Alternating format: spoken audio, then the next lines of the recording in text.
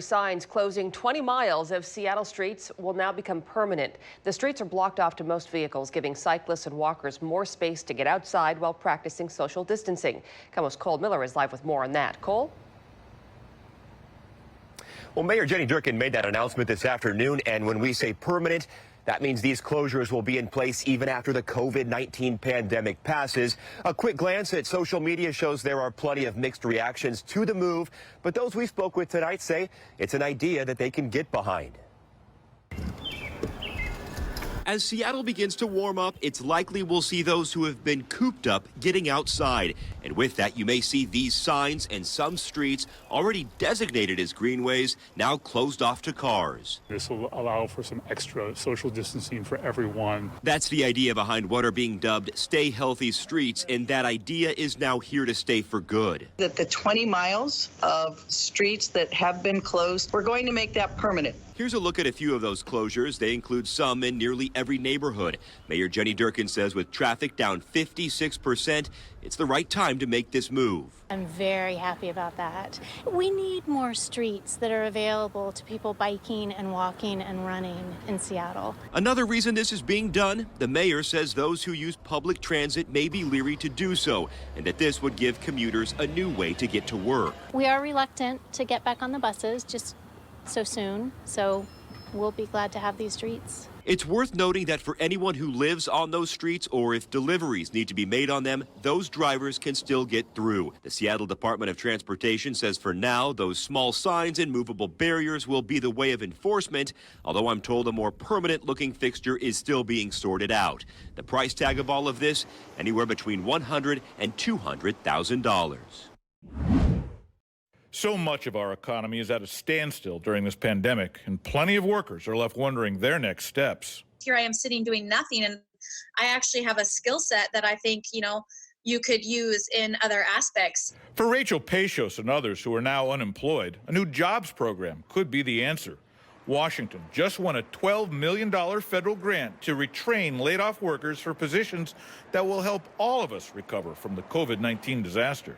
This first one's really geared toward those first responders, as it were, right? Who's on the front lines? It's our food systems, our healthcare systems, our delivery infrastructure, all of that. While so many industries are on pause, others are emerging that are desperate to hire.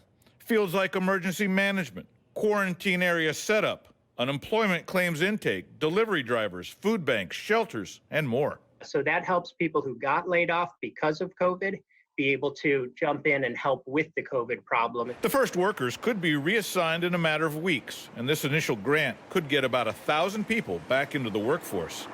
But state officials say it's just a first step. We're going to need a lot more resources as this continues on.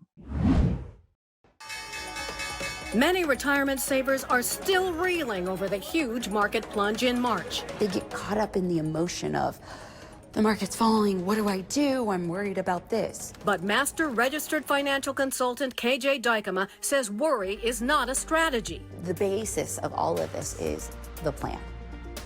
If you don't have a plan for your money, you're just throwing your money at something. First, a reality check. The Dow lost more than 23% in the first quarter. The S&P 500 lost 20%.